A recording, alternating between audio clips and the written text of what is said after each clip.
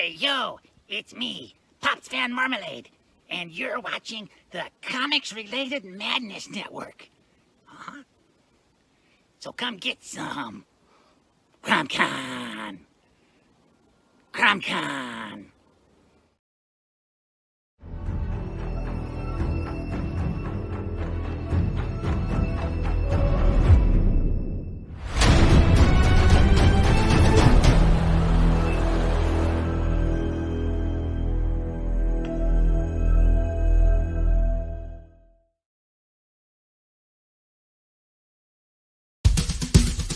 First world, come in and take a seat.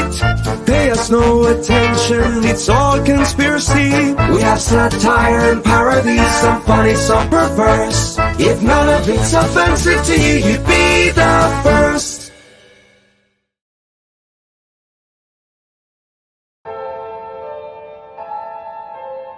Fairview's coffee has mysteriously gone missing. Mayhem ensues when strange, coffee-craving zombies plague the city. Detective Mickey Potatoes, an overworked public servant, uncovers why ordinary citizens are losing their minds and how to stop the coffee apocalypse. But it involves the mafia. And when you're dealing with mafia crime families, nothing is ever easy. The mafia controls everything in the city, including the police, including him. If he breaks the mafia, they will break him. So, the city is without coffee. The city is burning before his very eyes, but he's powerless. Detective Potatoes has the power to stop the coffee apocalypse, but if he does, he could lose everything.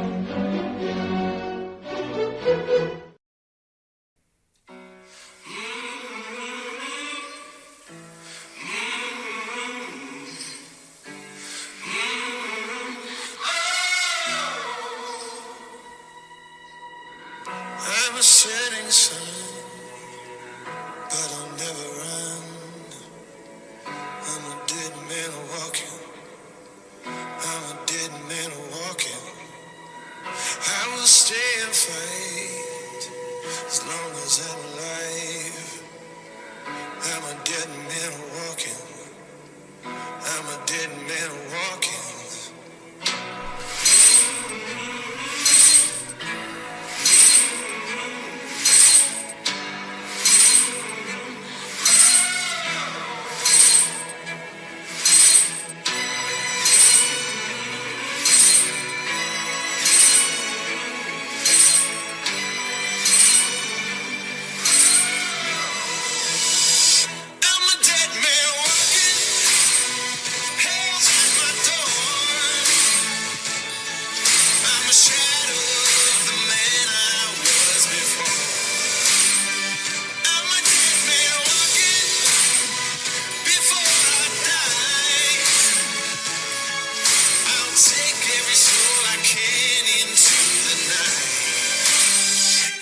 Till I die.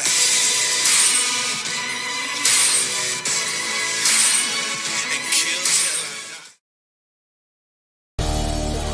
die. The Madness Comic Network and Comic Related Madness proudly presents Madness Tuesday Morning Brew.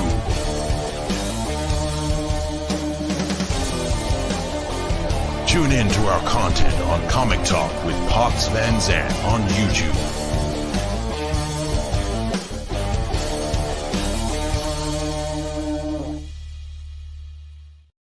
Yo, it's Laurie Calcaterra. I know that's not my opening, that's Pops, but I just like it. I might use it for myself. We'll see if hello Vic, hello everybody that's watching. Good morning. It's Tuesday. I'm here with my coffee and some enthusiasm, and we are going to talk comics. We're going to talk some Kickstarter. We're going to talk some Fund My Comic. What's up, Jorge Medina? Good morning. Good morning, Vic, who blames me for the apocalypse. Facebook user, howdy. Howdy. Dawn, good morning. I love it. I love it. And a fake living room. That is correct. This is my fake living room because my kid's room is not the greatest to look at. I don't have like a cool bookcase with like movie posters and cool stuff yet. We'll work on that. So we are, let's see, 8 days out to the end of Kickstarter number 3 for Path of the Pale Rider. We are sitting at 114%. Whew, it is amazing. We have had a great run. We still have, what did I say? 8 days where we can blow up some more. It's interesting that, this is the time where it starts to pick up again. All the art has been submitted. So if you want to take a look here, you can see the different covers that we have as options. Of course, this is the Marco DeFillo A cover. Beautiful. He's using a new coloring technique, which is just amazing. And of course, you got his sense of humor hidden in there with the big James Burger bag. And then, of course, all of the detail, Easter eggs, live or dead, the Molotov cocktail flying through the air. Just amazing. Just amazing. Cover B. This is the Angelo Aquino Riot. No pulse, no rights versus dead outside, still human inside. Amazing. Amazing work. Something different than what you typically see in comics. So if you're looking, again, something different. This is such like a movie poster, a cinematic look. The Everett Watkins C cover. Everett Watkins is a returning artist. He's done 2 other covers for us. So amazing work. And if you're a big James fan, this is it. The Not Safe for Work on Death by Snoo Snoo. This is the William Russell colored by Dan Kemp cover.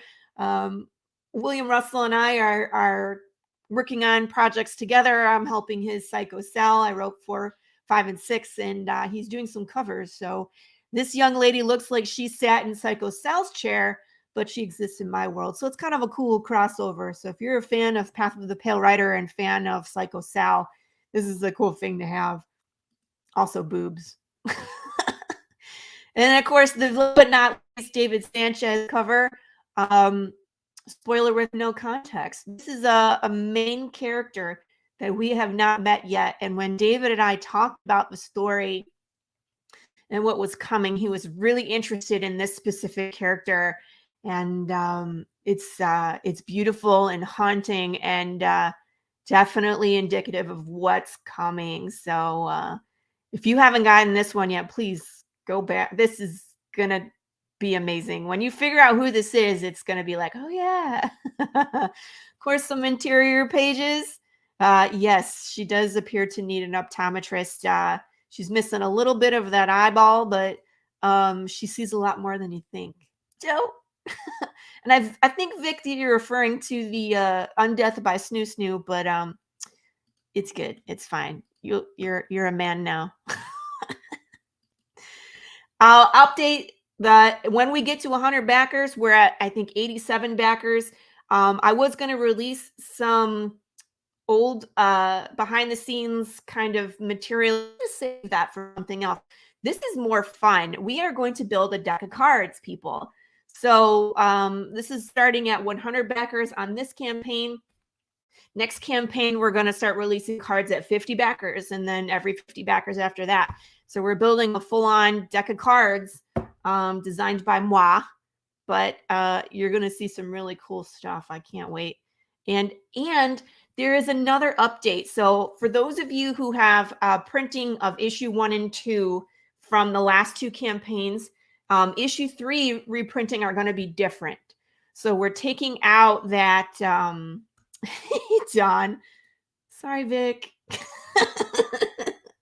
We're taking out that quote page in the beginning, and we're going to be adding a page from Jude's journal in every issue. So this is kind of cool because you're going to get a little more insight into what Jude is thinking. And now it helps because, like, here's what's going to be in the first issue. March 5th, 2020, everything has changed. I woke up this morning and the world is fundamentally different.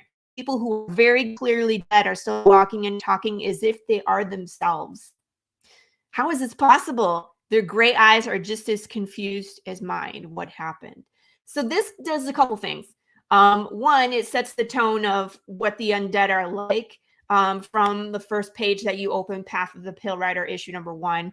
And number 2, I wanted to make sure that we started giving some of the unsung heroes some credit, like my Rachel Buck, who has been with us from the beginning and hasn't had her name on the pages. So she does now. We have fixed that. And then, of course, going forward, issue 2 will have myself, Marco, Rachel, and Marta Gasparoni in these credit pages. So we needed to fix that, right? Absolutely.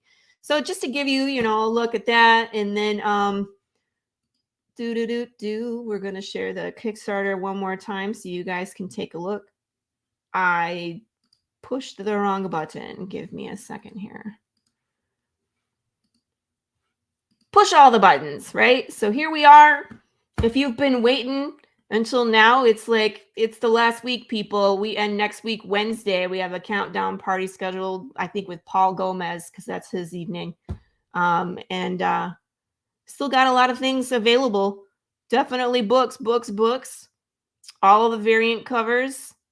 We got the catch-up tier with great Big James and Skull Arena t-shirts. The metal covers are awesome. This 125 for all the covers. Do you guys know like 1, 2, 3, 4, 5, 6.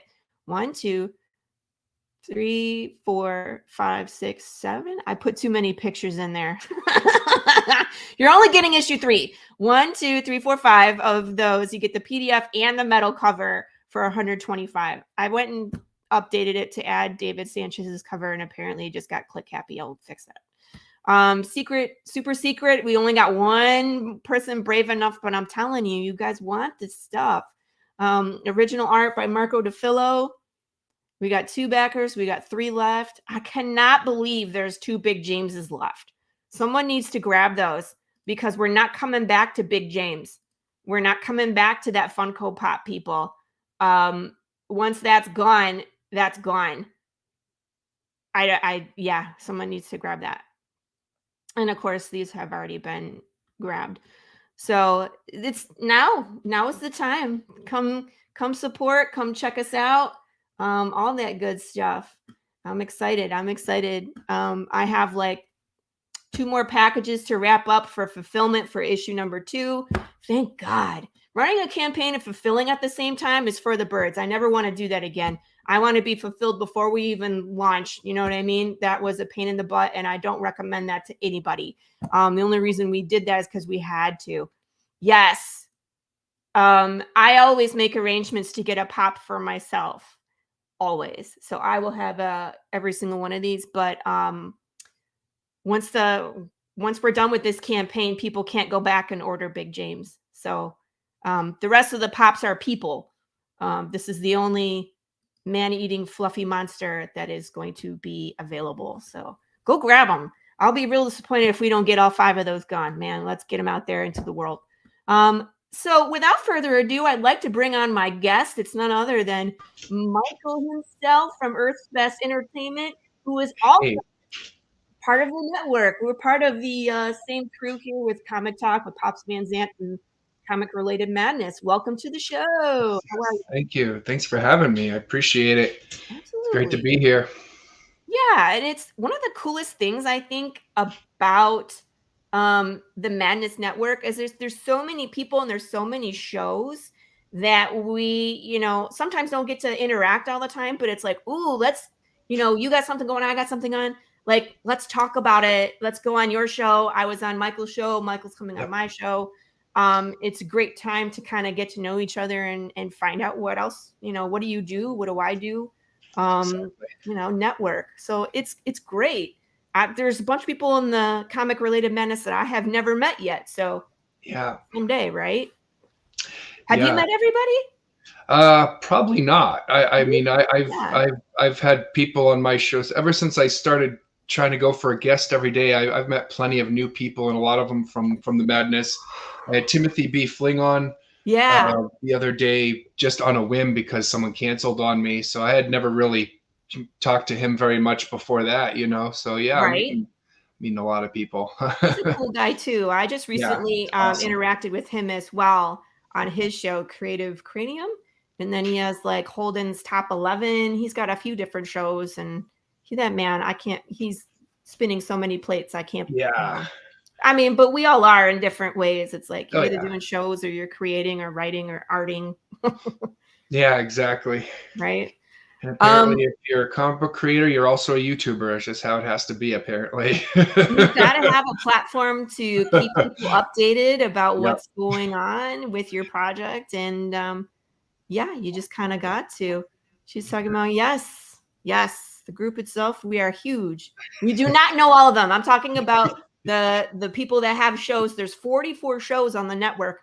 I have not been on all of them, nor do I know all of them. But we'll moonlight on each other's shows and get to know each other, which is cool. I guess I should fill in the blanks there. Yeah. You mentioned Paul Gomez. I had him on my show a while back as well. So I've had a few people, and Doc. I've had Doc. Oh yeah, Doc was on with you actually. I was like, we were there together. Yeah. He's a great guy, and it's like I was wondering how that was going to go because with him and I both being showrunners and then showing up on someone else's show, I was like, I hope he's okay with us just, oh yeah, no, because we're perfectly buddies. Okay. If you guys steal the show, perfectly okay. That's basically what happened. That's what makes me laugh is Doc is just so talkative and friendly, and it's just like, treat it like it's his own show. Exactly. Which is good, it's very entertaining. So that's what you need, Right. So for people that have not met you before, are you artist, writer, creator? What hats do you wear besides podcaster and live? Sure. I'm mostly a writer. Since I've gotten to the comic space, I've kind of do just about everything besides the actual art itself. Like, I work on the layouts and InDesign. I do some lettering for like logos and stuff. So basically just anything that's not drawing, you got to learn all this stuff, as you're going through it. Otherwise you're going to be paying a lot of money for a lot of different people for a lot of different things. So yes. Or, it's one or the other. It's like either you do it yourself, or you find people that can do it, and hopefully you can find one person that can do a majority of the things that you can't do. So it's, But I mean, like, I'm of two minds, because Marco does our pencils and inks, and he was doing color, but we brought in a colorist to actually go a little quicker. So okay. it's not that he's not capable of coloring; he's wonderful at what he does. But we were thinking that we could go a little quicker if once he was done with pencils and inks, it went to someone else to color, instead of him going all the way through pencils and ink and then going back and having to touch everything again. Yeah. So I don't know. What do you think about that? Would you prefer to have one person do the whole thing, or would you prefer to have a couple people to pick up speed, or what are you thinking? You know, when I first started Arts Best Friends, I did have a team. And I loved them. They were awesome. But there was sometimes some communication errors, and things turned out a little weird from one to another sometimes. But then when I found Jean Pedroso, my current artist, who's doing inks, letters, colors, all of it in one go, I just found that to be a lot easier for sure. You know, talking to one person versus like three is a lot easier. Agreed.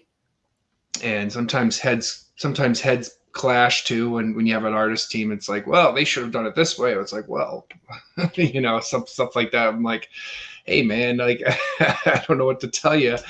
This is what they drew. You know. So, yeah, I'm much happier with just the one guy doing the three things, for sure. Very cool. So you write a comic, correct? Yeah. Well, I mean, yeah, comic. I guess I'd say it's more like an anthology comic book series, but yeah, I'd say it's comic book, I guess. I don't know. I'm still working on the identity of the book, because last year I came out with Earth's Best Friends Volume 1, which I was posting as more of like a graphic novel.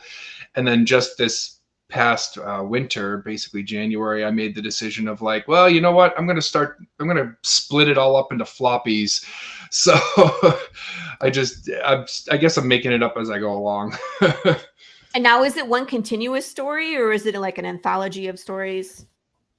Yeah, so it's there is like an overarching story, I guess you could say, but there's multiple, like, you know, take Marvel for instance. You have Spider-Man, you have X-Men, then you have Avengers.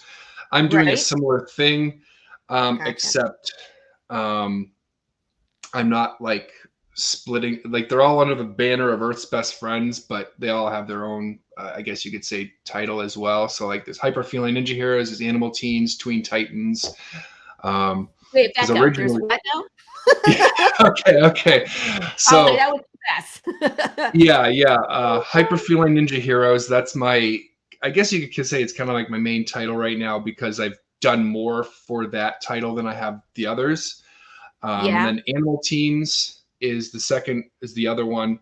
When I did, if you got Volume 1, which we'll talk about crowdfunding in a second, that I retired that and decided to do floppies, but I'm bringing it back for the crowdfunding. But anyway, in Volume 1 you get 9 chapters. That was like 7 chapters of Animal Teens, and then there was like 2 of and I'm sorry, 7 chapters of Hyper Feeling Ninja Heroes, 2 of Animal Teens. There we go. And the new one I have that came out this year is Tween Titans.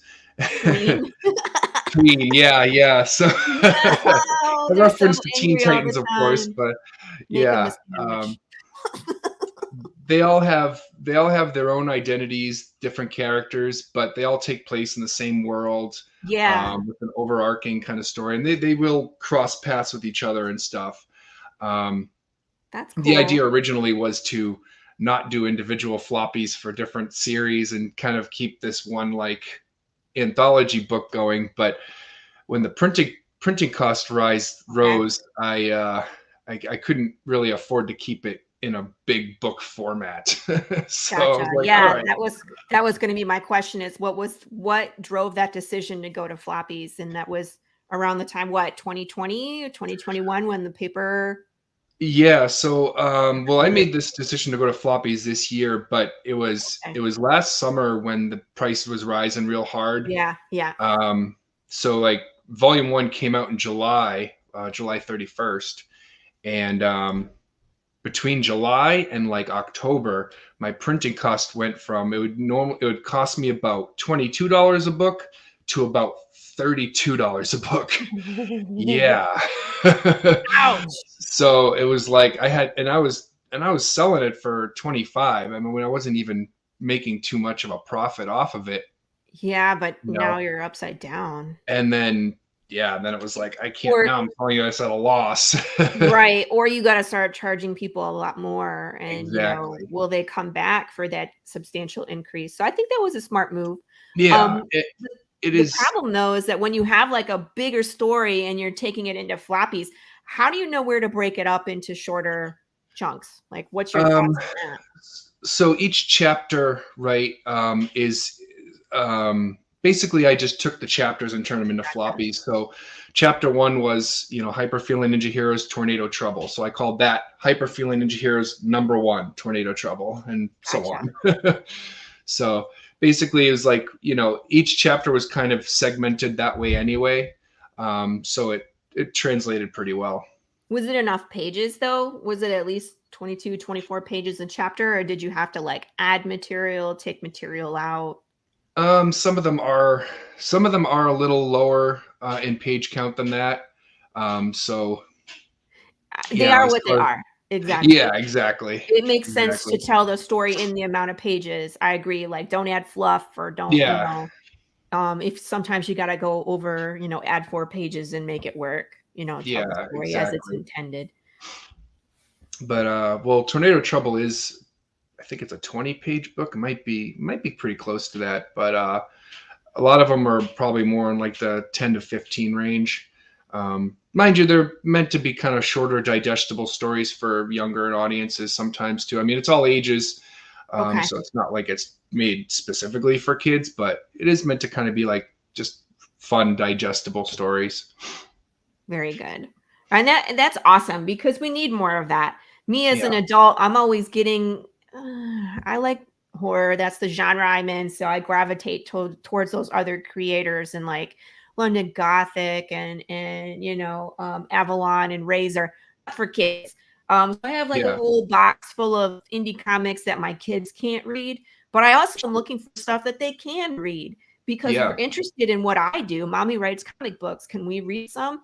And like the only one I have they can read right now is like Sam Vera's "There's an Alien in My Toilet." Yep. Right. That and Wonder Duck. Don't forget George Medina as well. Wonder Duck. Which one? Wonder Duck. Yeah, I need to get back issues. I found Wonder Duck. They were already like into issue 3 or 4. So I need to go back and talk to Jorge and get him to send me some back issues. But I agree. So like when it's all ages, I think that's great, because I'm sure, writers will put stuff, it's like kid appropriate, but also there's stuff in there that like goes over their head, right? Oh yeah. That we as an adult would read and be like, ha ha ha, that's funny. Exactly. There's references to pop culture that pretty much guys, people our age will get, not necessarily the kids, things like that. Hey George, good to see you. Hey, speaking of him, I know he's hanging out. I think I need to keeping out my friends. The projects. Yeah, absolutely. But stuff that my kids can read and be a part of kind of what I do is great. So kudos to you for doing that, because a lot of times indie we go down a dark path. Oh it's too easy, especially since that's kind of what sells too. There's a lot of I think there's a lot of indie right now about serial killers and like I'd say serial killers. If you're talking horror, I'd probably say serial killers and like monsters and stuff. I know 2 stories about cryptids now. Right. Well, Tim Fling is doing one right now. Yeah, he's doing one, and there's also Peter Caicedo of Alterna Comics doing something cryptids as well. Okay. I think it's King Cryptid. It's like Call of the Cryptid is Timothy, right? And then King Cryptid, I think, is Peter. Yeah, so cryptids are such an interesting topic as well. Yeah. So that's like, it could be anything that's creepy and out there. It's like could be Bigfoot, it could be Loch Ness Monster, it could be a Yeah. chupacabra. Like anybody that has their own like local myth of a cryptid walking around where it's not supposed to be is creepy to me. Ooh. Yeah, exactly. There's some interesting art though in Tim's book, so it's really cool. You guys should check that one out. But back to your stuff. Let's talk about your stuff. Yeah. Yeah, so maybe I should talk a little bit about each series or within the Earth's Best Friends title, because I don't make things easy for myself when I make all these different titles and stuff. It's like, it's a little confusing. What about your trailer? I could play that. Yeah, absolutely. And then we can scroll through kind of like a lot of the art that you've given us here and talk about like the different stories or what's going on. Yeah, absolutely. For everybody that's watching, this is the first time that I've been on a Fund My Comic kind of page. It doesn't look like we've started yet. Approved but not started. No, not till the 17th. Not till the next week. Basically a week to go. Oh, okay. Is there I'm not familiar. Is there a way to like? Oh no, we already shared the link. But where is it on here? Like, is there a way to like save it on the screen? I'm sure there is. That's actually a good question. Campaign. Oh yeah, share this campaign. If you click that, they probably get the option to copy as well. I don't know. So I've just been.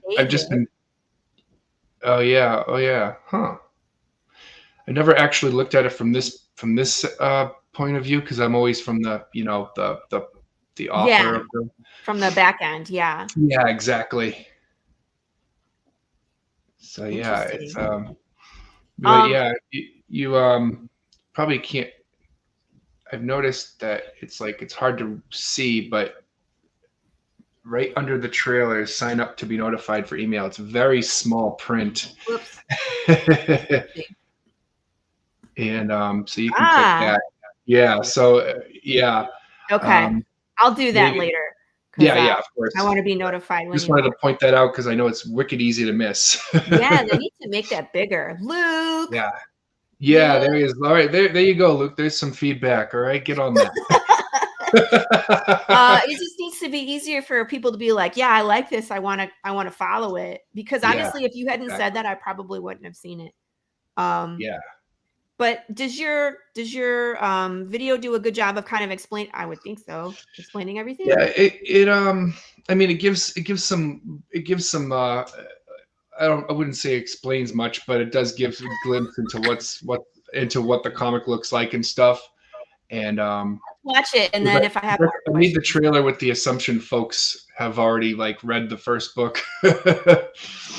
Oh, but what about people like me? I've never read so I guess I made an error there for sure. Dang it. All right, let's watch it. Yeah.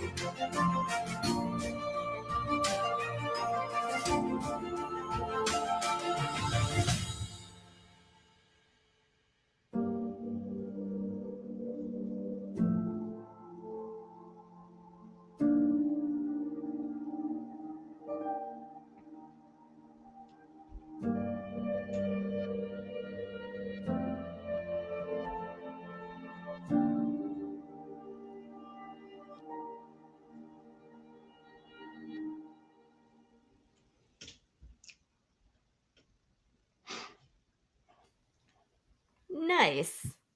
Very nice. Very nice. Then it shows a whole bunch of other And it's videos like, from the here's my channel. I latest didn't realize it did that. Yeah, I've been doing a series of biblical things, and that's why all my face is posted up like that, and all those 4 other videos. Good times. I love where it makes suggestions on mine too, and I'm just like, I have no idea what it's suggesting right now. Yeah. Don't look at anything. All right, so we got a really good look at some of the art and some of these comics and series that you have running, which is cool. But yeah, let's dive into like each kind of program you have, and like not program, each kind of storyline that you have, and then we can talk about like some of the cool stuff and how you're putting them together on the campaign.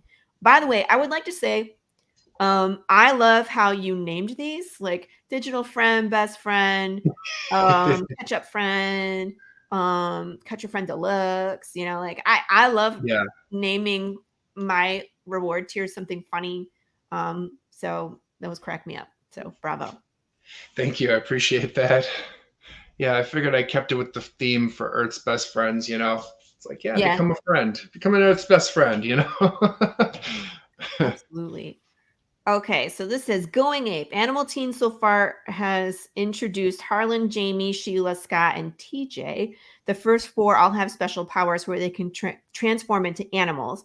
TJ, however, gains this ability in Going Ape after he's bullied by some jocks. Ooh, that's a good subject for young people to kind of see as well. You know what I mean? Being bullied, that's a thing.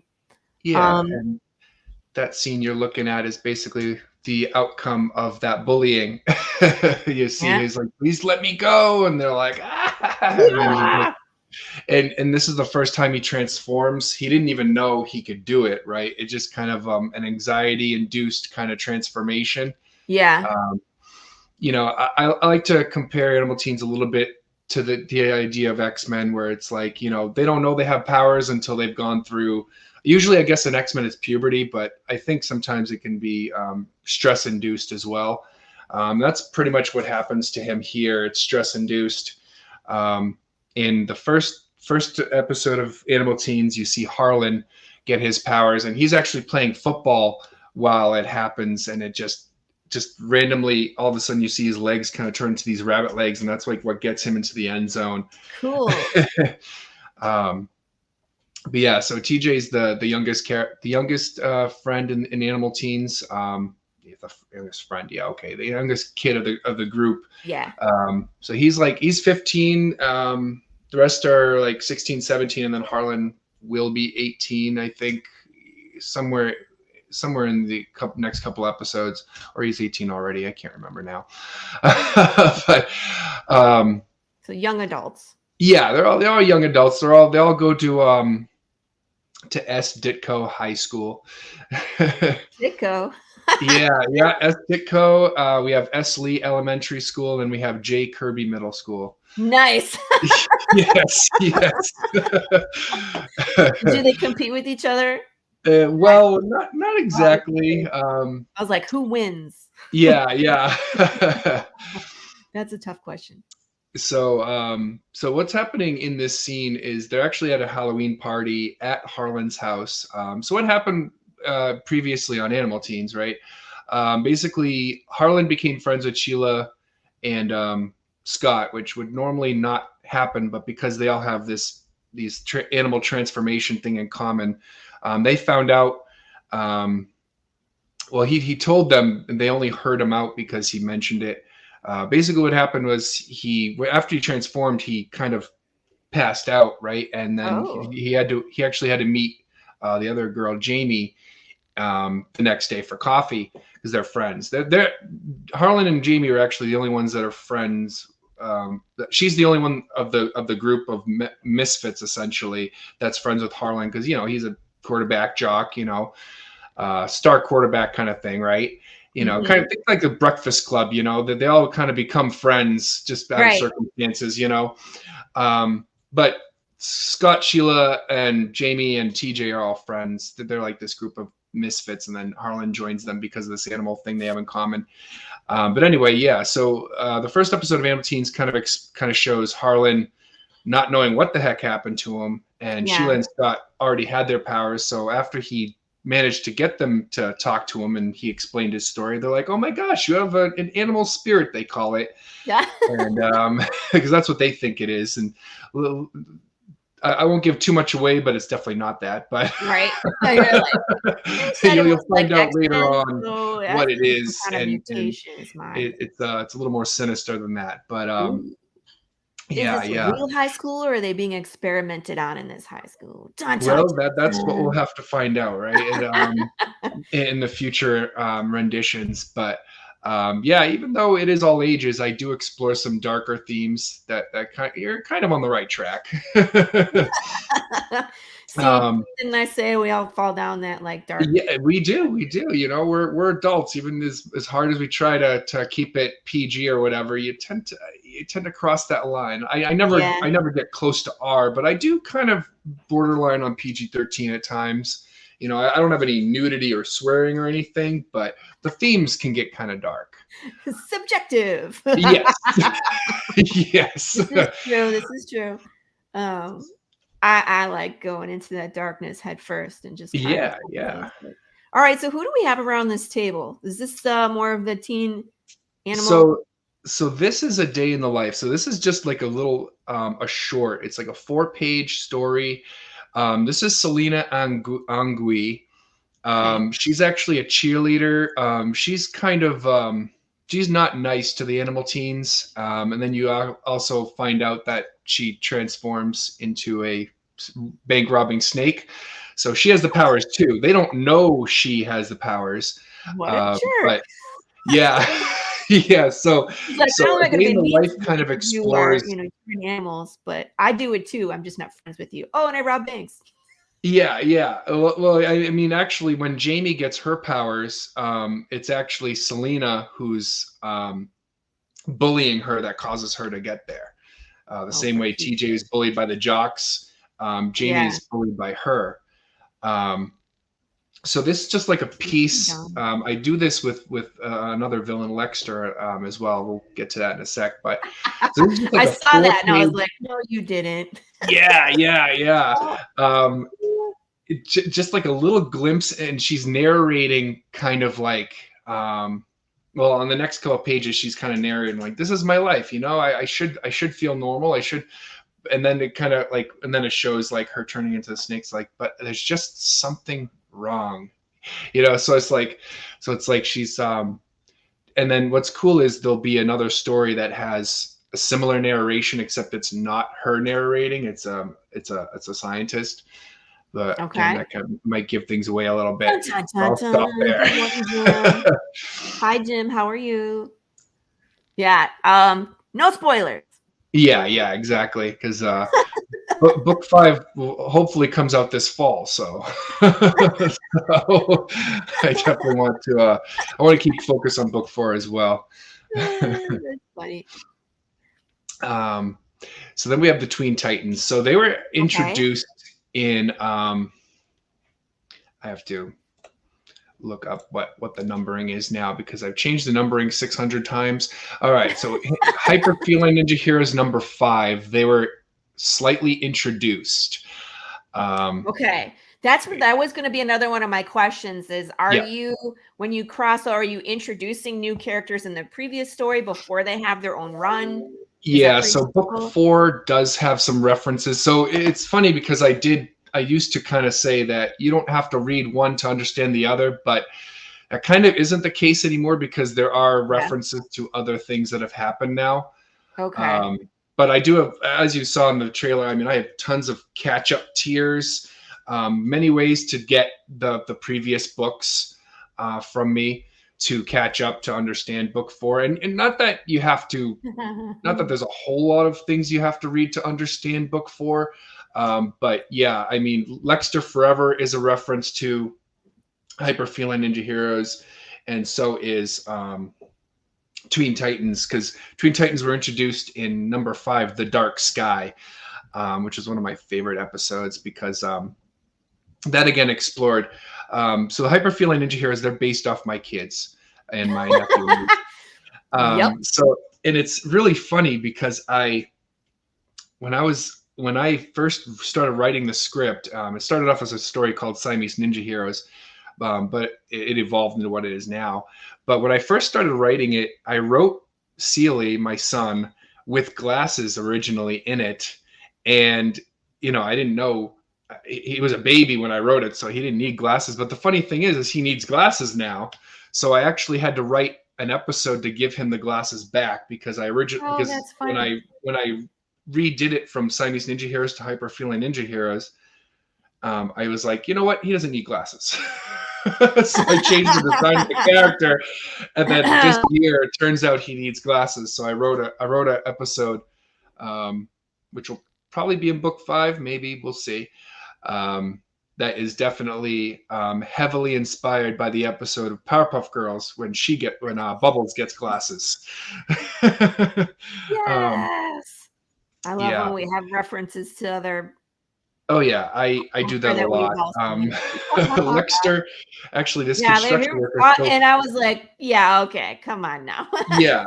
So Lexter Forever, that's a reference to Hyperfeeling Ninja Heroes number. Again, I think that's number 8. 8. Just make up a number at this point. Yeah, or 7. Number 7. It's the last one of the Hyperfeeling Ninja Heroes, which is a Halloween party. And Lexter there, the construction worker, busts through the wall like the Kool-Aid Man and says, "Oh yeah, Hyperfeeling Ninja Heroes, you're dead." And but he's actually a reference to a show called All That. And Kenan Thompson played a character called so I didn't know this. Oh but no! It was Lester Oaks construction worker, and I always thought it was Lexter. So I kept Lexter, and I just learned that earlier, probably a year ago, that it was Lester this whole time. But I'm like, all right, well, at least the character's name is different enough, right? But that's totally a reference to Kenan Thompson's character on All That. That's funny. Yeah. Oh, send your blade and bring her to me. Yeah. And you got a little Lex Luthor, a little Dr. Eggman. Yeah, so this is Jack Blade. The last name is totally a reference to Sonya Blade. And you'll see that when you see his sister, Sandra Blade. But so I have this little story called Family Problems, and it's 4 shorts. I split them up into parts. It's like each time it comes up, it'll say Family Problems Part 1, Family Problems Part 2, etc. So it's the only one that does that. Because every other one just kind of like Hyperfeeling Ninja Heroes in tornado trouble, Animal Teens in, Animal Age, but this is Family Problems Part 1, Part 2.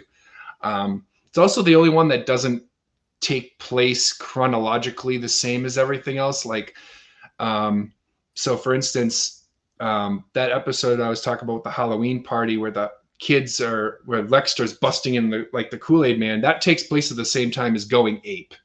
All right. So, how do you keep this all straight in your head though?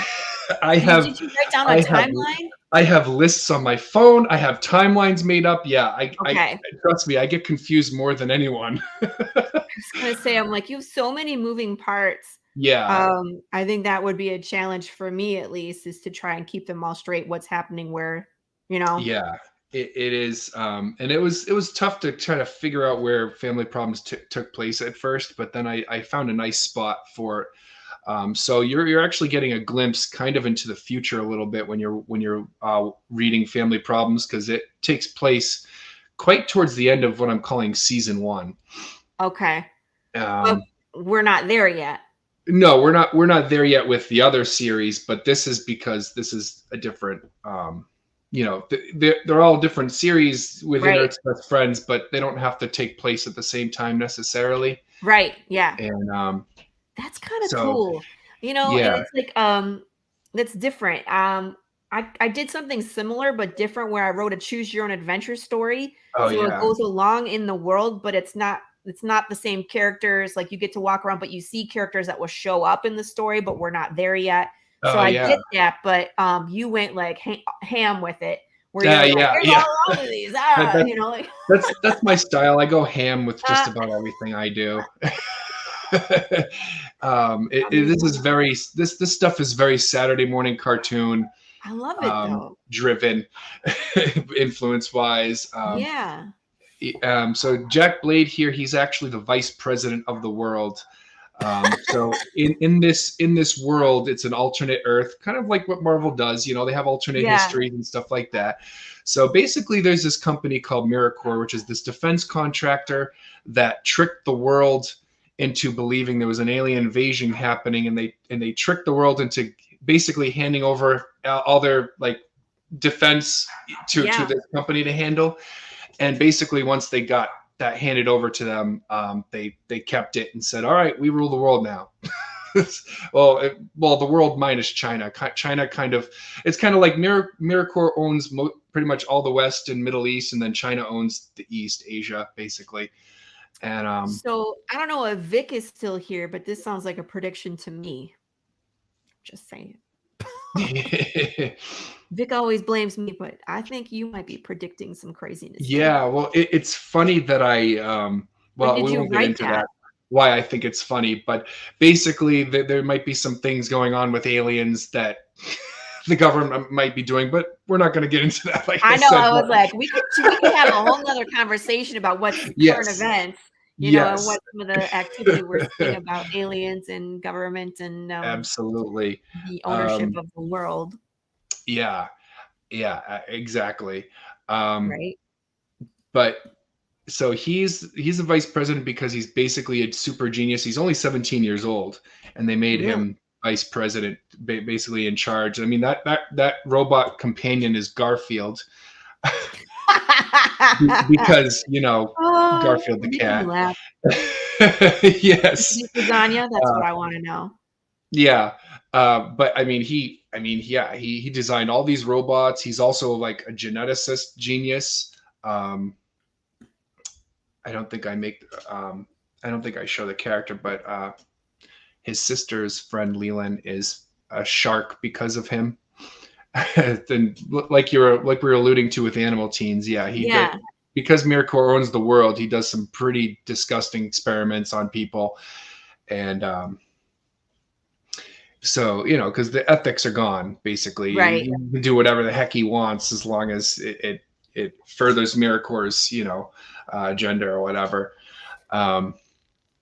So you can kind of see so it's funny because he gets introduced pretty much in episode 1, Hyper Feeling Ninja Heroes Tornado Trouble. You see him and he's kind of like confused about the appearance of the ninja heroes, and so you just kind of see him and it's like, who is this, right? And you kind of see him a little bit, and then they name drop him in Animal Teens. The big conflict amongst the group in Animal Teens is that Scott and Sheila are really, they don't want to like fight crime and put themselves out there because they're deathly afraid of him finding out and capturing them and becoming horrible experiments, which is a legitimate, you know, concern for them actually. Yeah, I could see how he would turn them into a weapon. Yeah, exactly. And then whereas Harlan, on the other hand, says, you know, essentially it's great power comes great responsibility, right? Mm-hmm. You know, we should be doing good. We should be helping out. And so they name drop him. So he's a character that you know about from pretty much from comic number 1. But Sandra, only her name gets dropped, and then family, you kind of first see her in this page, really. I was looking at this page and I was like, he did not just slap her in the face. What the hell? Yeah, so it shows how ruthless he is. And he even talks about killing her. So it's kind of like, so like I said, I do explore the dark themes a little bit. And so they're brother and sister, you know, so it's like sibling rivalry to the nth power, you know? Yeah, absolutely. Total Mortal Kombat reference. I can see it 100%. Yeah. I mean, her design, I mean, I talked about this with, was it Jeffrey Hess or was it, with someone? I forget. Name Just escapes is a me. good I one. Yeah, apologize. But we talked about the difference between homage and ripoff, and I definitely kind of tread that line with her. yeah. What do you consider ripoff versus homage, and what's the difference It's in your honestly a good opinion? question. I guess it depends on the taste of how you're doing it. I'm highly inspired, and I love Sonya Blade. She's one of my favorite characters. So when I designed Sandra, and I mean, in jest, I kind of named her because I can't use Sonya Blade, right? Because it's copyrighted or whatever. Not Right. that I'm trying to make her Diet Sonya, right? But because she's her own character. I would say if she was literally just Sonya Blade with a name change, that would be more of a ripoff. But Yeah. I mean, I do kind of tread close because the design is so close and her name is so close. But I mean, she's still her own character. I mean, Sonya Blade doesn't have any of the backstory that this character has. Right. And she also has, well, there'll be things about her that she probably resembles Goku more than she does Sonya Blade as That's things go funny. on with her. Yeah. Yeah, but that's interesting though. Like if to me, ripoff is like they're the exact same. Their Yeah. path is the same. Like the Exactly. story is, pretty much the same. Homage to me is like we might reference their look or their name, but the story is Yeah. completely different. Exactly. You know what I mean? That's kind of how I do it with her. My horse in issue 1, her name is Diana Prince. So obviously, an homage there to Wonder Woman, but she's a horse. Yeah, right, exactly. She's a horse, right? So it's not even close. Yeah, exactly. But it's just fun to like my character in issue 1 names his horse Diana Prince. He reads comics. You know what I mean? That's kind of my reference right there is like my character reads Marvel comics in this world. So Oh yeah. yeah. Yeah, exactly. So that's kind of yeah. I love Gene's onomatopoeia. He's awesome with some of the graphics he's come up with for sound effects. And Cool. yeah, he's good. And I love the colors he's brought to Family Problems. It actually even feels a little darker than the rest of the series too. Yeah, I was gonna say that this page especially where they're Yeah. indoors and looks like things are on fire. And yeah, so she's and again, to talk about the dark themes, she's essentially a domestic terrorist. She's blowing up buildings, science labs, and AmeriCorps buildings, and so that's why he's so gung ho to getting her. So yeah, the building's on fire. Essentially, what he's done when he I think if you scroll up, you see her on the phone, and you see like her friends being tied up. So basically he says, come back to this building that you just destroyed if you want to see your friends again, basically. So he managed to find some of her renegades. So the series that will eventually come out of Family Problems is going to be called Sandra's Renegades. Cool. And so that's kind of what this is building up to. And so yeah, so what you see there is basically he's like, yeah, come back and let's see you, like, let's see you face to face, face the buildings. It's like, you think you could just blow up my buildings without any consequences, right? So I try to create this idea that she is a bad guy more than Jack until we actually see him interact with her, because like up until this point, you see him as vice president. It's like, oh, well, he's a vice president, right? Right. And you might hear some names being dropped where it's like, oh, well, if the government finds us, we'll be experimented on. But you don't see how ruthless and evil he really is until he interacts with her. Jeez. And it's like the people that you're supposed to be like the nicest to, of course, your family and love and care for them. And it's like, that's when his true colors come out. That's and he's exactly. And he wants to kill her. I mean, he says it blatantly to her. Now I get to kill you myself. Like, what's stopping him though? Well, he was toying. So, I mean, not give too much. I mean, it's a 4-part. Spoiler. We can't talk about it. I guess like spoiler alert, right? So basically, he kind of toys with her because he's a mad scientist, right? Basically, he took her friends and mutated them, and had her fight them. And she had to kill them because, you know, they were mutated. They're coming after her or whatever. That's terrible. So then when finally, you know, after she does have, I mean, think about how kind of dark that is, right? Here's a guy who's like, all right, I got your friends, come back and save them. Never mind. You have to kill them instead. Yeah. So, but again, I mean, it's done in a whimsical, family-friendly way, but right. It was like, that's diabolical. Like, ha ha ha ha. Yeah. Fall into my trap. Yeah, like, okay, exactly. Don't mess with this guy. And so after that, after she does, he comes down. He's like, all right, now I get to actually kill you myself. That was fun. I knew you'd get through them. I knew they wouldn't kill you, but now it's my turn. And then they have a fight. He's about to win. And then she's saved by her friend. And then that kind of sets up what will happen in the future story that I'm calling Sandra's Renegades, which I actually don't have scripts for yet, because that's later down the line. Unfortunately, I can't wait to get to it, but we have a lot of other stories to tell first. And so book 4 is the first book that also doesn't include a Hyper Feeling Ninja Heroes story. I kind of focused on other things because not that I don't. I mean, Hyper Feeling Ninja Heroes is probably you got so many things going on. It's like So I had to give some focus to the other things going on, especially although I mean there's still references to them. I mean, Tween Titans episode starts off with the first page is the page where they were introduced in Hyper Feeling Ninja Heroes number 5, and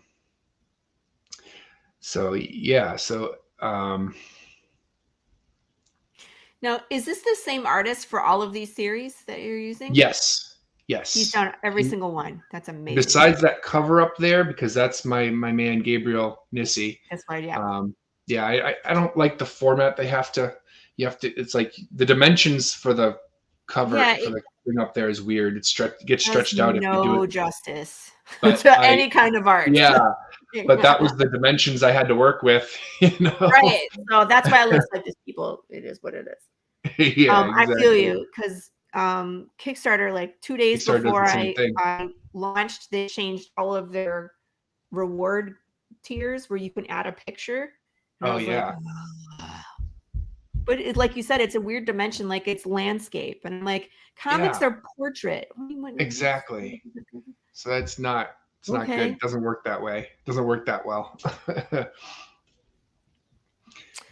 So this is same artist that's on. What's your artist name again? Gene Pedroso.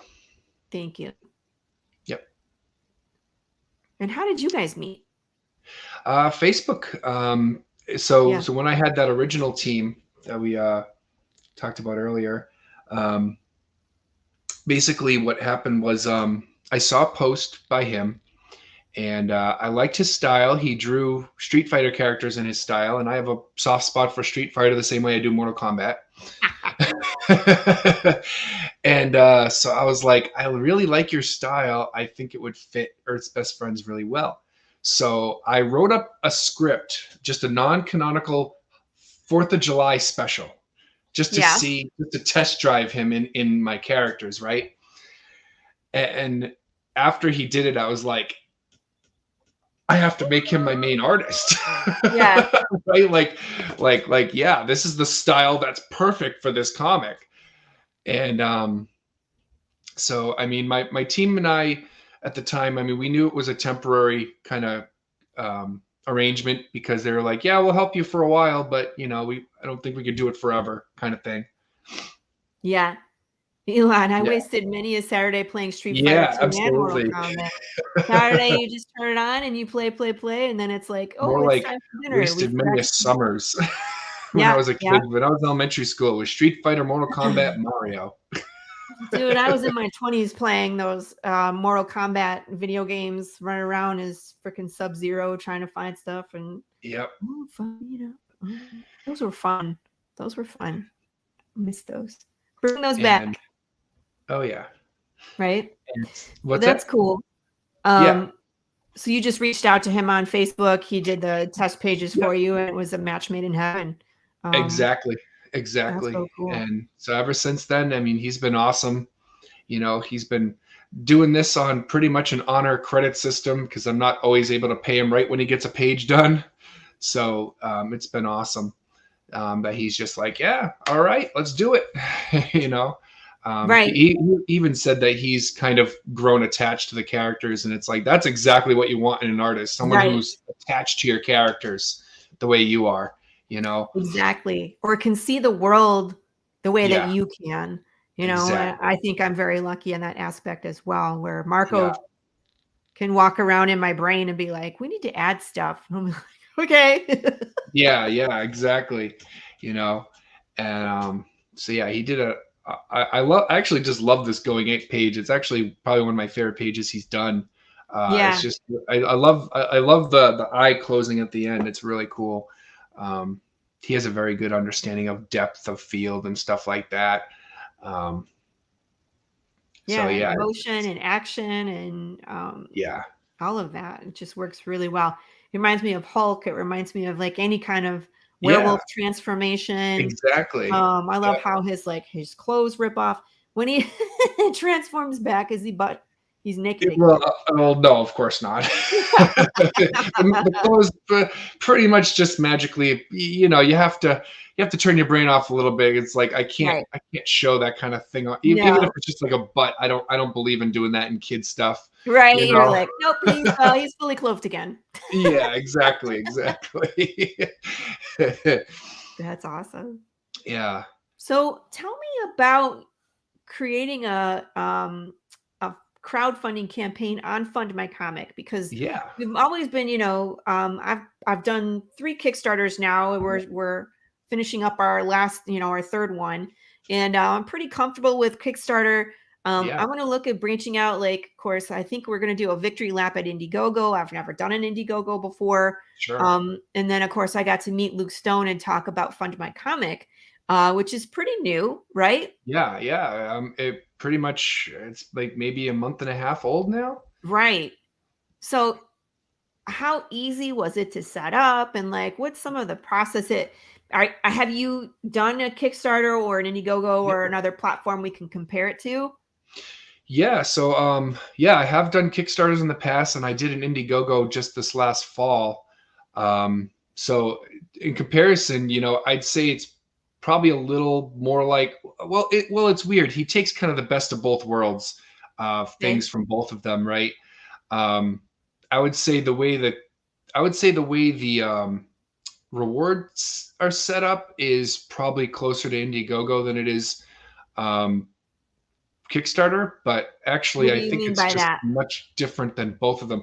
So with Kickstarter, right, you're individually making your reward tiers, and like you click the plus button and it's like make a new tier, or you can even like copy a tier. You can't do that on Fund My Comic, at least not yet. I mean, they might be working on that. So when I was creating the tiers, it's really just like one web page where you're just filling it out, all out at once. Okay. Yeah. And it was a user error thing, but I kept actually it wasn't even that it's different from Kickstarter, because Kickstarter does it too, but I kept trying to put in the title in the space where it says the price, because I felt that the title should have been the first thing you put in and not the second, but apparently Kickstarter does that too, and I just never noticed. Or so I don't know why I thought. I was like, well, this is weird, but no, it's not weird because Kickstarter does it too. That's funny. I didn't think about that.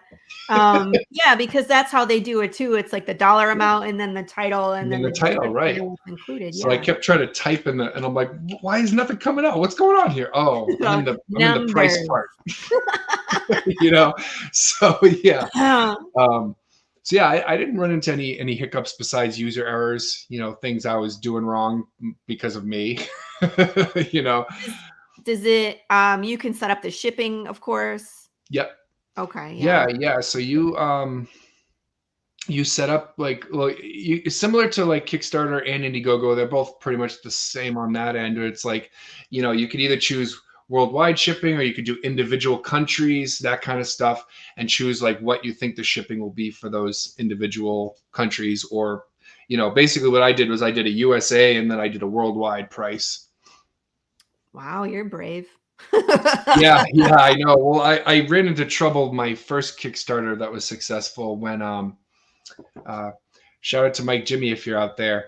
I had to ship a book to Europe, and that was right when the printing costs or the shipping costs were skyrocketing, and I paid a pretty penny to ship that book to him.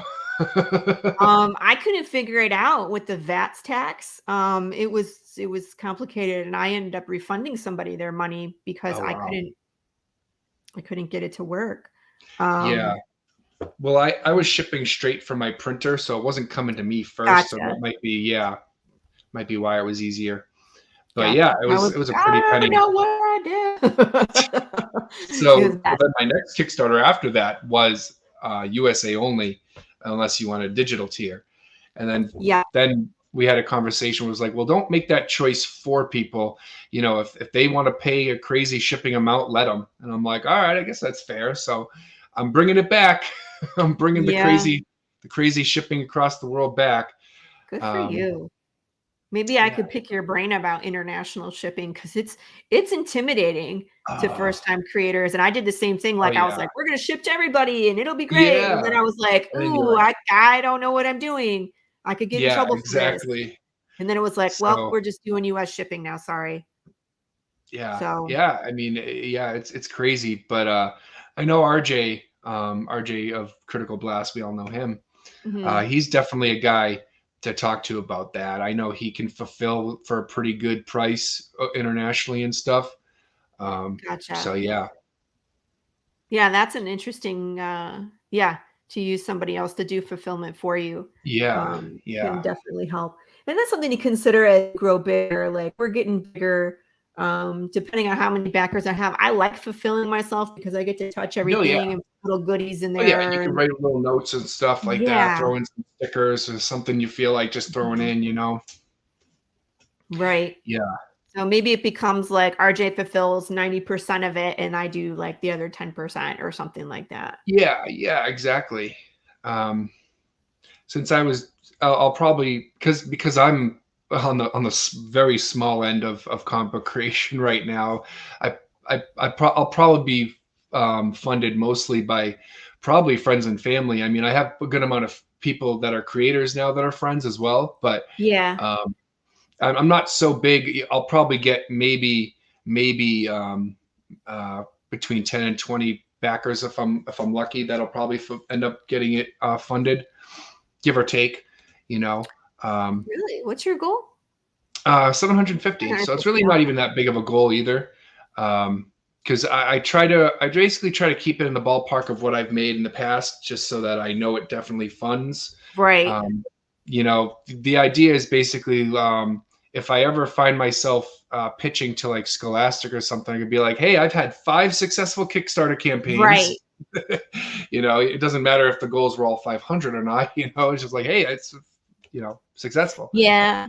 I mean, that's a big debate around, crowdfunding, creators and crowdfunding is like, how much do you set your goal for? Yeah, exactly. Because if you set it for 500 and then you're making 5,000, you know what I mean? You just, you say like you're funded in an hour and that you've blown this, thing apart, you're 5,000% funded, something like that. But really you need that $5,000 in order to produce your comic. Absolutely. So, where do you set that? Do you set it where it's accurate? Because where I'm at right now, people are like, oh, you're funded, you don't need my help. And it's like, well, we need a few more dollars because we want to do color. That 45.50 was the black and white goal. So we still need a little bit more to kind of hit where we want to go. Sure. But I'm never going to put mine down to 500. I think that, I don't know. No. I don't know. You see what I mean? I only like did it's that always once. something. That was my first successful. That was 500. I actually did 1,000 last year. Because I'm aware that belts are tightening up, I kind of just met it in the middle this time. Yeah. And I'm also in a lucky spot because book 4 will actually be complete before the end of the campaign. Right. So a lot of this money won't be going to paying for production necessarily as much as will just be pretty much purely for shipping and fulfillment. So I'm in a lucky spot for that. If I wasn't in that spot and I still needed to keep production paid for, I'd probably have more like a $1,500 goal, something along those lines. Yeah. Yep. I feel you, man. Yeah. My Kickstarter pays for production.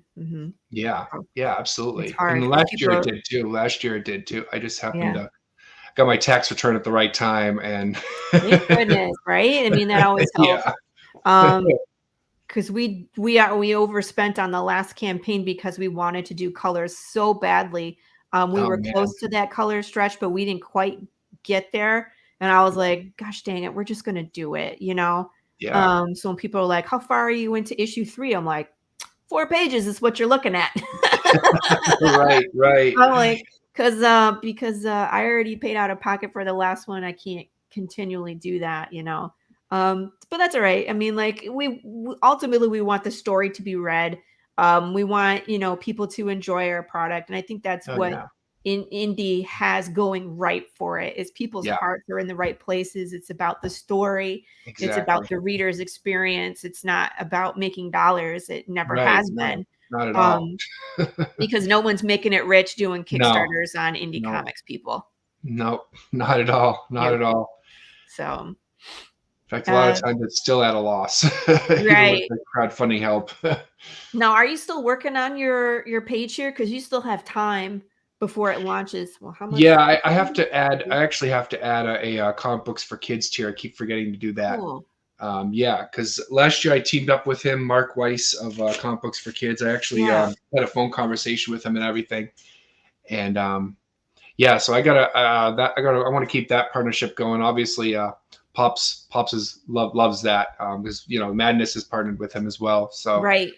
So I'm definitely gonna have a Comic Books for Kids tier as well. We sent I think there was like 6 books we sent to them last year from Kickstarter. Awesome. Yeah. It's awesome. For those who are not familiar with Comic Books for Kids, what does it do? So Comic Books for Kids is this charity organization. Basically, what they do is they get comic books and other pop culture kind of toys and gifts and things for kids that have terminal illnesses in hospitals. And so they kind of bring the gift of joy of reading and things to the kids that otherwise wouldn't really be able to enjoy them, So it's an awesome cause, and Mark Weiss is a really nice guy. He actually wrote me a letter for my book, saying, "Hey, I love Earth's Best Friends. Thank you for doing this. Thank you for buying this book. So he's an awesome dude." If people wanted to be involved in Comic Books for Kids, what's the best way for them to get in touch with Mark? He has an email address. Let me see if I actually can bring that up right here. Because I wonder if so it's mark@comicbooksforkids.org. Will you drop it in the private chat and I'll share it? Yeah, definitely. Just in case people are interested. Jorge Medina says that he participates in that too. Unfortunately, my comic book is not really kid friendly. Otherwise, I would totally, participate. He does have a sister organization called Comics for Troops. Okay. So your book could qualify for that. Right. Yep. Although mine's pretty depressing. So I don't know. Bolster the troops, Laurie. Make it think. Yes. Great times. I did drop that in there in the chat for anybody who is interested in being involved. But that's cool. That would be really nice for you to add. A lot of times people add all sorts of stuff to their campaign page, like shipping and budget and introducing their team. Are you going to be adding anything like that to your page? I might. I guess I'd have to talk to Gene if he'd like to kind of be outed a little more. I mean, I drop his name all the time, but I'm not going to drop any photos of him or anything until I've talked to him for sure. And Gabriel, who's my character artist / he did that cover right there that stretched to heck. Well, he's actually MIA right now. He was the one I was telling you backstage about in Nigeria. Yeah. Disappeared on me. So he's okay. I wouldn't be able to ask him for consent to put a photo of him out there right now, at least. Gotcha. Have you seen, Yeah. did you see the pictures of my team? They're both like young and beautiful. Like they take like glamour shots. And then I Oh, always that's take awesome. pictures of me where I'm like scary and like in costume and Well, that's okay, you know. Hey, it's funny. But I'm like, yeah. there's scary Laurie, and then there's beautiful Marco and beautiful Marta. Like There we go. it cracks me up. But I mean, you could always just put their name in there as well if Yeah. anybody's interested Yeah, in I'll like, who's definitely actually doing definitely the write art. some kind of bio about them just to shout out to them for That's sure. a good idea. Yeah. Yeah. Because like sticking the art first and then information second. But I know Yeah. people are always interested in like, who is this and what else have they Oh, yeah. done or what do Definitely. they like? But of course, I can very much see like the 80s cartoons influence, like the Saturday morning cartoons. Yeah. What were some of your favorite cartoons growing up that you would watch? Yeah, I mean, obviously the biggest one, and you know, the one that probably inspires hyper feline ninja heroes the most is Ninja Turtles, of course. Teenage Mutant Ninja Turtles, hyper feline ninja heroes. Ah, Same syllables. My buddy actually, I can't take credit for that one. My buddy came up with it. nice. Because it started off as a story called Siamese Ninja Heroes because it was based off a dream I had in 3rd grade, and and he was like, "You got to change the name. It doesn't make any sense.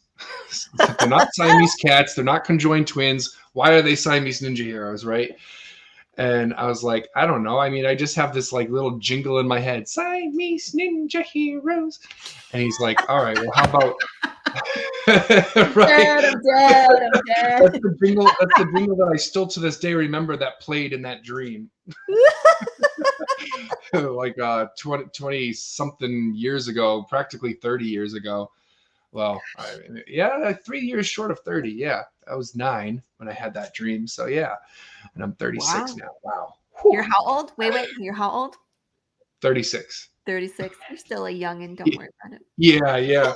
Well, it's subjective, right? Because I have a coworker, a good friend of mine, that's 23 at work, and it's like, oh man. I mean, I But feel then I you. also have, you know, a guy my dad's age that I talk to a lot too. So it's like I'm in that weird middle of the road. No, 36 is a great age. It's great. Yeah, Wait till you get to 39 and 40 and then things stop working right. Right. Damn it, body.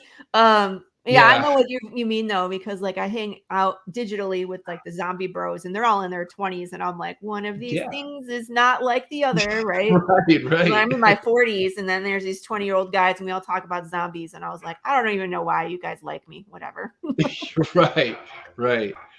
And So Teenage Mutant Ninja Turtles. Yep, Teenage Mutant Ninja Turtles, Powerpuff Girls. Yep. Okay. Dragon Ball Z. Of course. Right. Of course, the Mortal Kombat cartoon, the Street Fighter cartoon, right? Gotcha. Looney Tunes.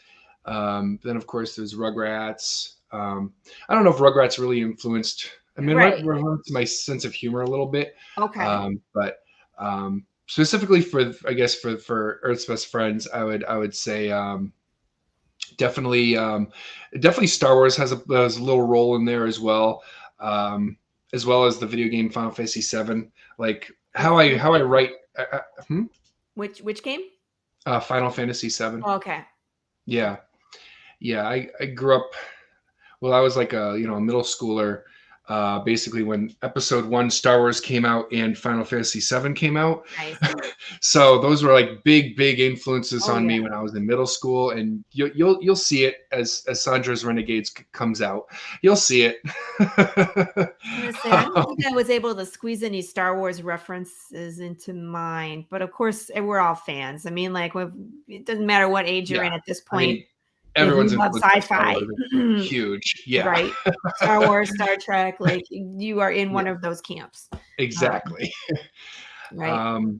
And then I would say definitely, like I said, Powerpuff Girls. What about Teen Titans a little bit. Teen Titans was, I mean, I like that cartoon, not Teen Titans Go. That's an abomination. Yeah, that's different. But Teen Titans, the original one that kind of had like this weird anime style.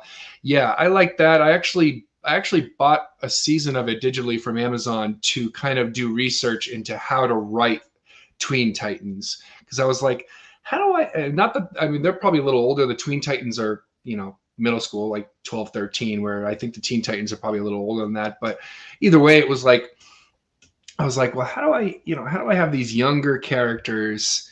So I just kind of had, so even though I probably didn't grow up with that show because I was in high school when that show came out, it still influenced me because I still watched it while writing a part of Earth's Best Friends. Yeah, especially if you're trying to mirror those types of relationships. Yeah, right. Exactly. And then that age is so specific where it's like really a kid anymore, but you're not a full teenager yet. They're just like the in between, and it's a weird place to be growing up, I guess. And relationships are pretty specific. It's the most awkward part of life, even more so than teenagehood. I'd say being a middle schooler is probably the hardest part of growing up, for sure. Yep. You're past that cute stage, and you're in like that weird awkwardness where it's like you have glasses and braces, and you don't understand how to dress yourself yet, and it's like exactly.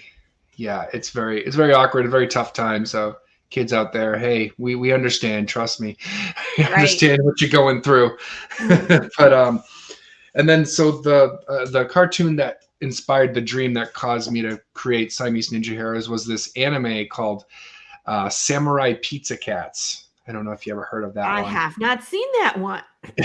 So it was on WB for like 5 seconds. Like it was not on TV very long.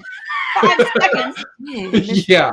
Like I saw one episode as a kid, and then I have this dream that I'm in this suit of armor and I'm part cat and I'm fighting crime with two other people that I never met before. Like literally it was me plus Sky, whoever that was, and Bonnie, whoever that was. Like yes.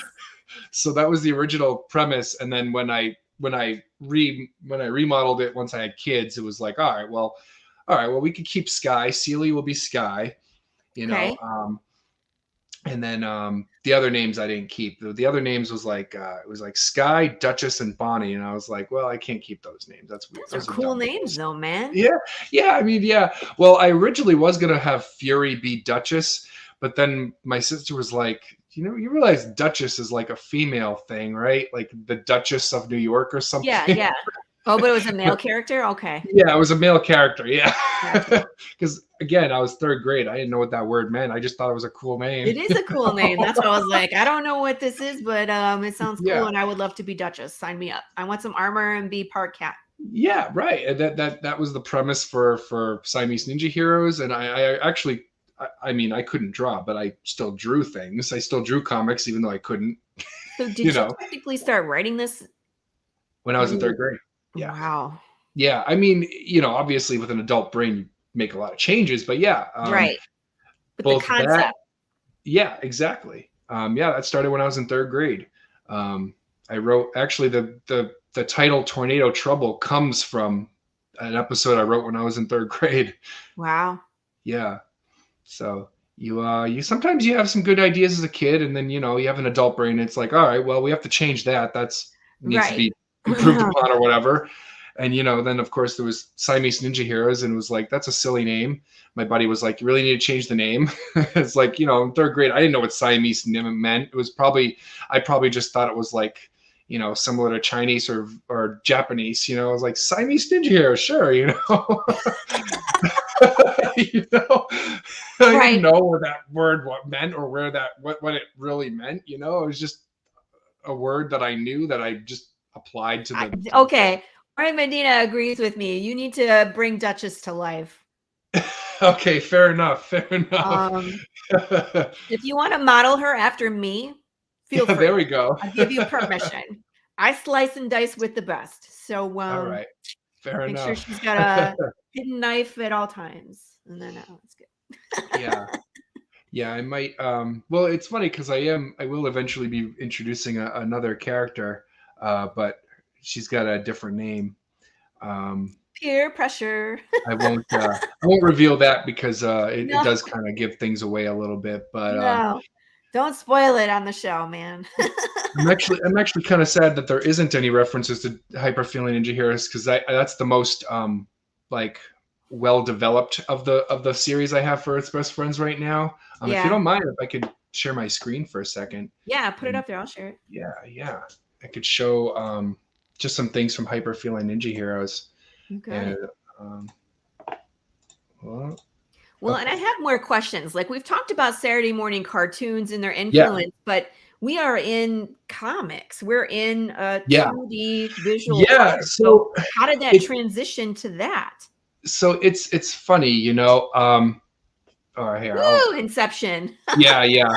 I'll stop that for a second. I'll do that after we talk about this. So yeah, you know, I was big in cartoons more than comics as a kid. I did read Garfield, much thus the robot named Garfield, right? Yep. Although I watched the cartoon too. But you know, not that I didn't like. I mean, I like drawing comics when I was a kid. You know, I drew all kinds of things. Not that I could, but I did. right. I mean, we all did. I mean, I practiced drawing Garfield for years. Yeah. You know, those like the eyes, especially. Yeah, you know, and as a kid, you just love to draw. It's something most kids love to do, you know, and I wasn't no exception to that. I didn't have any talent, but you know, me and my sister, she had talent, and sometimes we would do comic books together, which was cool. I can't get her to do that with me now. That would be awesome. Yeah, right. That would be awesome because she's very talented. I mean, she's designed her own tattoos, you know. Bye, Jorge. Thanks for coming in. Anyway, so when I, you know, I've had these ideas in my head for a very long time, and actually, the story for Sandra Renegades was kind of what I wanted to start with when I was in my 20s. I actually wrote a book called Sandra's Renegades, right? And you know, and I self-published, and it was very early days of self-publishing. So I basically only friends and family and coworkers bought it, right? Because back then you had no real social media wasn't what it is today, right? Right. So that was always my main story that I wanted to write. And what happened was when and then I came up with this. Really, I was in college, and you know, I don't know if you went through this. I don't know if maybe it's just me, but I feel like maybe when you're in college, you go through this what's the heck the word now? It's escaped me, but basically it was like I can't remember the name. Can't think of the word now. But anyway, I went through this phase, right? Where I'm like, oh yeah, I'm gonna write this story, and it's gonna change the way writing is forever. And I'm gonna do for writing what Pablo Picasso did for art, you know. Well, were you going to school for writing? I was actually going to school for teaching. Okay. But I was taking this humanities class, which stupid name for a class because it was art history. Right. Right. Why would they call it that? Humanities, art history. Well, I mean, I took art history, so yeah, right. And that's basically what it was. It was art history, and it turned out to be one of my favorite classes. But once we got into cubism, that was when I was like, oh yeah, I'm gonna write this story, and I've got this really cool idea where it's like hyper breaking the fourth wall, where it's like not only are you reading a story, but there's like this like flavor text that like makes fun of what you just read and stuff, like very hyper aware of itself kind of thing, right? Yeah. So and I called that, and it's the most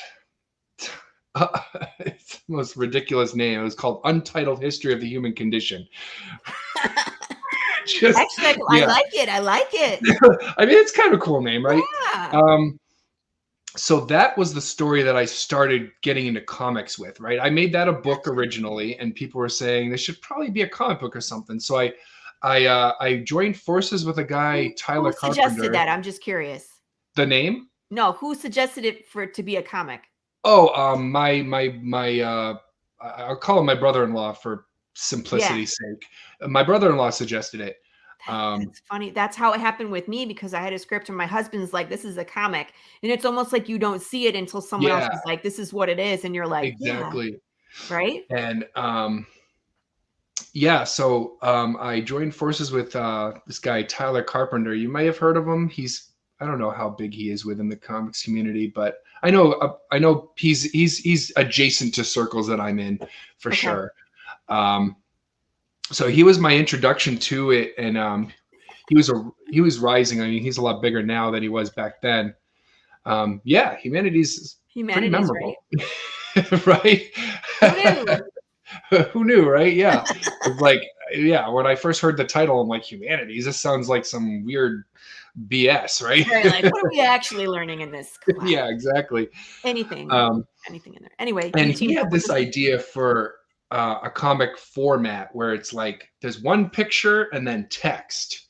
And I'm like, that would probably, Untitled History of the Human Condition would probably work for that format pretty well, especially since there's so much flavor text and like hyper awareness.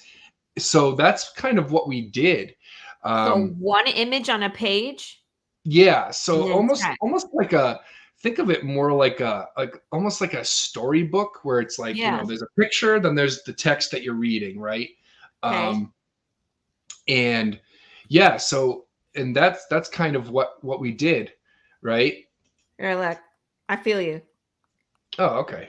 Because this is the choose your own adventure where it's like, yeah, right. Oh yeah, yeah. Well, the picture would have been bigger, would have taken up more space. More, okay. But and it was every page, so there'd be a picture every page. Yeah. So it's sort of like that comic book, and sometimes there'd be like panels, and other times there'd just be one big giant, you know, picture. How did it do? I mean, again, you know, I didn't have a platform back then. I didn't have and not that I have a big following now, but I didn't know anyone within the community. I wasn't going on any streams or anything. I didn't even know what that was back then, you know, and the madness wasn't around. This was 2017. So I didn't have a big really platform to get it out, but I did make some sales, especially on eBay. I ended up probably sold about 10 on eBay.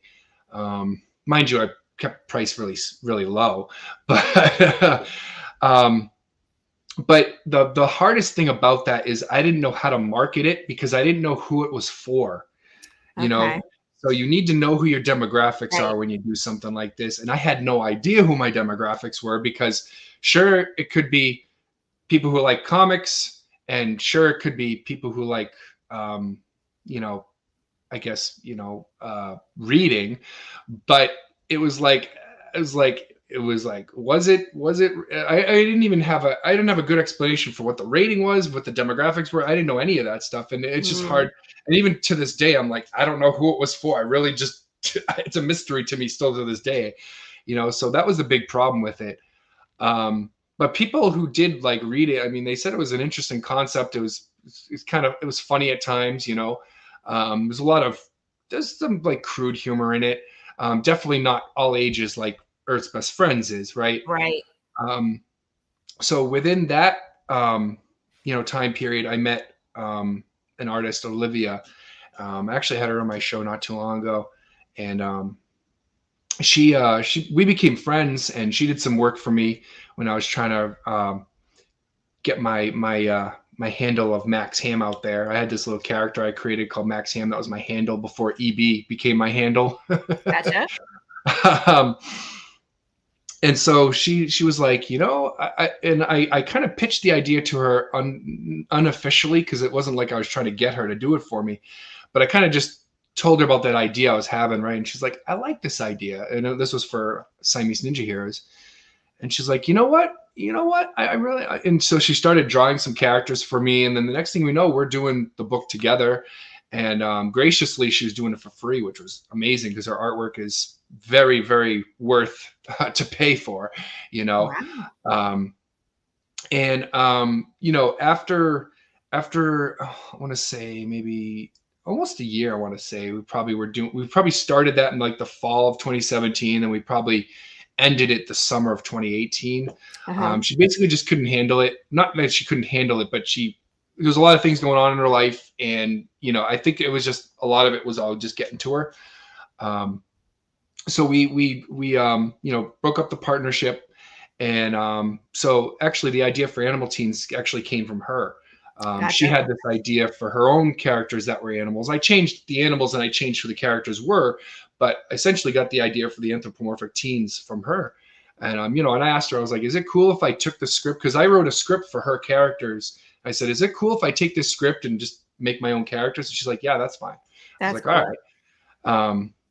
So I did. So I turned all the scripts I had, because I had tons of scripts planned, right? I mean, we had this ongoing, basically we had Earth's Best Friends planned. Just we didn't call it that, but Right. eventually we had this intertwined thing going, because we were going to have Animal Teens, we were going to have Hyper Feeling Ninja Heroes, or Siamese Ninja Heroes at the time, and then we were also going to have another one called Super Steak, which I didn't actually get to talk about today. But Super Steak, yeah, another one that I came up with when I was a kid, that I kept, and he's a character that I describe as part Superman and part Deadpool. Okay. Deadpool in the sense that he talks to the audience, not that he kills people. Oh, darn. I was hoping for Superman was killing people. That would be funny. Yeah. I mean, he doesn't.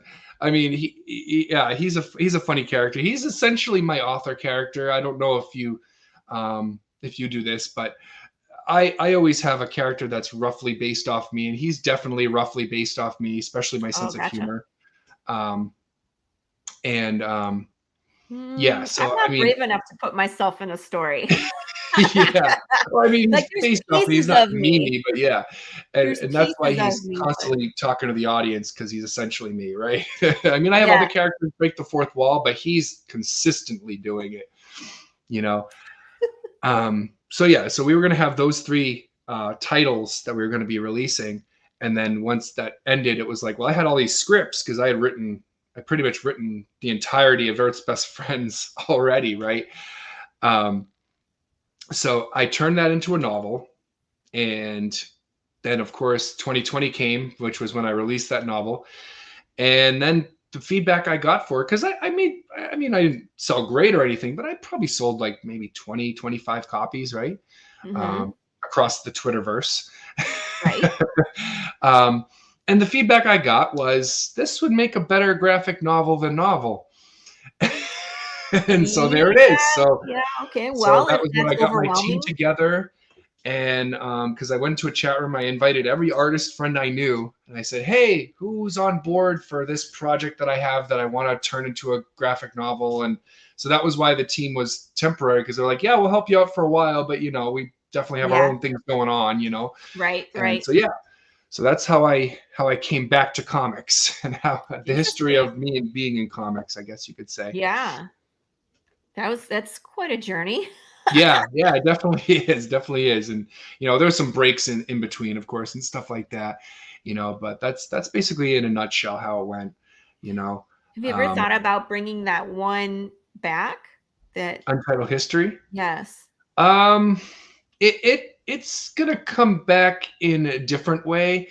I have this idea for a book. I just don't have the funds to kind of produce it right now versus the main line, but I do have this idea for like a history of Earth's Best Friends, and I'm going to call it Untitled History of Earth's Best Friends. Okay. Kind of a reference. Yeah. And I do have characters from that title that are gonna be in Earth's Best Friends. Like there was a werewolf, there was a vampire, there was an alien. So all those characters I took out of that and are putting in Earth's Best Friends. Gotcha. That's cool. Yeah. So at least we'll see that kind of show up and be revisited. It'd be interesting to see how it would do now. Yeah. With social media platform, and you know what I mean? How it would be received. True. Maybe you were just ahead of your time and you needed some time to go by. Yeah, I mean, that's totally possible. Yeah, I think actually Tyler did complete it for me. I can't remember if we were one book away from being complete, or if we because it was a mini series. It was six floppies. Gotcha. Yeah. Do you ever do cons? I'm sure you do. Yeah. So part of the reason why I decided to switch from graphic novel to floppies was besides the cost of print rising. When I went to a Comic-Con in my local area called Granite State Comic-Con, because I'm from New Hampshire, what happened was I had my one graphic novel product to sell, and it kind of made my table look empty because I had nothing else on the table. So I learned that you probably want to have a few different titles on your table to sell, because it looks like you're either unprofessional, or it looks like you're just too new. People just overlook you, you know. Yeah. So that was the other reason I decided to split my graphic novel into floppies as well. What though, Michael? I have heard that paper trade, the trade back will outsell a floppy on any day. Yeah. Huh. So I don't know if we need to have both, because we're getting to the point, like once we complete 3 and 4, we're going to go to a paper track. So then I would love to just take those and not issue 1 through 4 floppies. Or maybe I'll have both until 1 through 4 are gone floppies. Yeah. And then I just want to do the paper trade back. I might do floppies of issue number 1, maybe. Yeah. Just in case people don't want to invest in the higher price point. Thing, exactly. Right. But it's like, here's where we started, but this is the whole story. So I don't know. I've heard, well, I haven't done it yet to be able to speak from experience, but I just wanted to pick your brain about that. I do not collect trades. So Pops is that too. See what I mean? Trades, right? but I hear that they do way better at cons. I don't know. And that's from people that probably depends on the con. I mean, part of my problem at that con too was I was in a bad spot too. I mean, geography is everything, and I got a really bad spot. I was in between the local college doing a Super Smash Brothers tournament, and to the other side of me was this ice cream guy who used liquid nitrogen to make to freeze ice cream. So like. You would think it'd be a great spot. Both of those would have a crowd, but if crowd is blowing your table, it's like people were lining up for Smash Brothers and ignoring me. Dang it. Yeah. That's too bad. So that was also part of the issue with that as well. Because I mean, I did sell a few books. It's not like I didn't sell anything. But compared to last year when I had smaller books, I had 2 smaller trade backs. They were probably like 40 pages each rather than a whole huge 180 page book. Yeah. And those sold out that last year before. So interesting. I think if I had a bunch of floppies, and not that I couldn't sell a graphic novel as well, but you have to have more than one product on the table. Right. And I think that's what's hard for new people is like you hear about doing cons, you get excited to do cons, and you realize, I don't have enough stuff for a table. You know? Exactly. You get there and you're like, I have 1 book. Yeah, right. Where you see everybody else and they've got like racks behind them and posters and signs and you're like, advertising and I've got a tablecloth and a couple of books on my table. Right. I mean, I at least had some variant covers, but then I sold all of them out. So there was 2 cons I went to this in March before my print order got fulfilled for number 2. And all I had was issue 1. I had like 6 copies left. I was like, got issue 1. Yeah, exactly. So it can be rough sometimes. Trying to make a table look like you're savvy and that you can be, it's something that people want to invest in. You know what I mean? It needs to be appealing. So I feel you. We are going to start wrapping up here. Sure. I want to make sure people know where they can watch show, what your social media is. We've dropped your link in there. We're going to drop it again so people can, and remember people, here, let me share that page again so people can see where to follow. Yep. Yeah. So I've got on that Fund My Comic page, I've got my Linktree page as well, which gets you to all my social media as well as my website. You can also go to my website as well. So my website URL is earthsbestentertainment.com, and to get to my Fund My Comic, it's earthsbestkickstarter.com, which because of the domain, because he didn't announce he was going live till after I bought that domain. With Fund My Comic. So but yeah, we'll take you to Fund My Comic, earthsbestkickstarter.com. Yeah, it was a little confusing when I was like, oh, but we're in the right place. And for everybody watching, look right underneath the video, there is this little hyperlink that says sign up to be notified when it's live. That's where you click to put your email in, and it will notify you upon launch. So that way you can go and support Michael here on Fund My Comic. So your show, you do a daily show? Like how often are you doing shows, man? Yeah, Monday through Thursday night, 8:45 p.m. Eastern. And I've been very lucky to have a guest every night, just about. Amazing. It's crazy.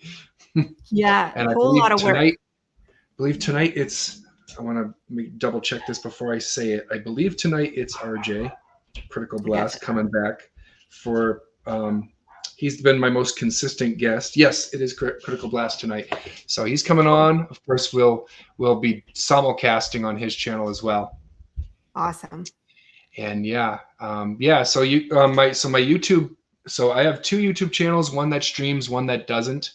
The one with the trailer is the one that doesn't. So that's just at Earth's Best Entertainment. The one that streams, where you can see me on my show, is at Earth's Best Entertainment 2.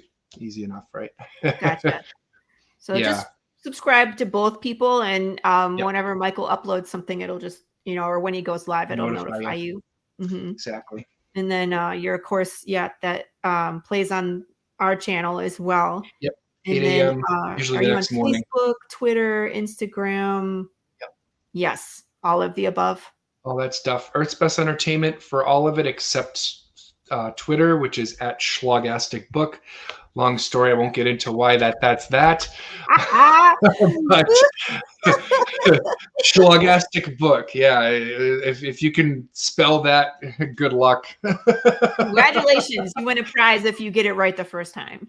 Yes. But the Twitter is linked on the Fund My Comic page. So you can just click the Twitter link rather than try to spell that. Good idea. Go to the link tree, people, on Fund My Comic. That's where to go. For sure, because everything is there. Well, thank you again for coming on this week. I really enjoyed hearing your stories, seeing what you do, and of course, letting us pick apart your Fund My Comic page, just because of course I'm curious. I'm a creator, and I might launch on there someday. So it's always good to hear, from someone else who's done it, whether or not they recommend it, right? Yeah, I definitely do. And his fees are much lower than Kickstarter. Yes. You get a 1% fee rather than like a 9%, I think, like 5%. 5% of the Kickstarter. Kickstarter. And then credit card between 3 and 5. Yeah, exactly. So it's a lot better. A lot better. Mm-hmm. That's very appealing, right? Yep. So we want to make sure we support other indie creators as well. Like Luke Stone is an indie creator and took it upon himself to create that platform for himself, and was like, I have to share it, which I think is applaudable. You know what I mean? That he was like, I it's so good. I have to share it and make sure everybody else is available too. So we'll be checking that out. And again, Michael's campaign goes live April 17th. That is in 6 days. 6 days. And he's running a 30-day campaign. So make sure that you jump in and you grab a copy of his issue number 4. You can read all the cool stories that he has. I don't know how you keep them all straight, sir. That's amazing. Trust me, it's not easy. Right? I constantly trip over myself. Wait, no, that's not right. Yeah. Go back and look at the chart. I'm sure you look like one of those guys with like the big big board in my bedroom. Like, it's connected here. Yeah. Exactly. That's you. I can see it. Absolutely. So that's awesome. So thank you everybody for watching. Again, if you have a chance, go back Path of the Pale Rider on Kickstarter. We got 8 days, and then save some money to go to Michael's campaign on Fund My Comic and pick up a copy on the 17th. And thank you again for everybody who has supported and backed and loves indie comics. We love you back. And we will see you again next week. Everybody say goodbye to Michael. Bye now. And say goodbye to me. Mwah. I'll see you next week. Carissa will be here. Enjoy.